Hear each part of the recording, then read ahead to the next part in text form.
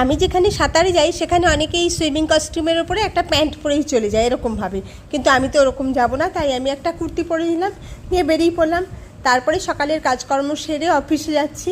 আর অফিসে গিয়ে আজকে আবার আশা দিদিদের নিয়ে মিটিং ছিল। আমাদের তো অনেক আশা ওয়ার্কার, তাদের সবাইকে মিটিং করতে গেলে একদিনে হয় না, দুদিনে করতে হয়। এখানে আশা দিদিরা তাদের অভাব অভিযোগ জানাচ্ছেন।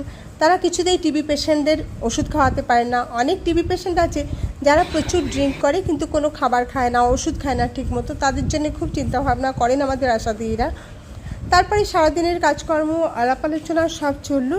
তারপরে বিকেলবেলা বাড়ি ফিরে এলাম। বাড়ি ফিরে এসে দেখি আমাদের বাড়ির সামনে যে স্কুলটা, সেখানে অনেকগুলো গন্ধরাজ ফুটে আছে। আমি তো এই কয়েকটা গন্ধরাজ তুলে নিয়েছি।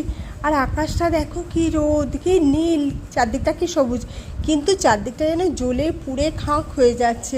চারপাশটা দেখো, তার মধ্যে কে যেন ঘুড়ি ওড়াচ্ছে। আমি সেই ঘুড়ি ওড়ানো দেখছিলাম। কে বাবা এই রোদের মধ্যে ঘুড়ি ওড়াতে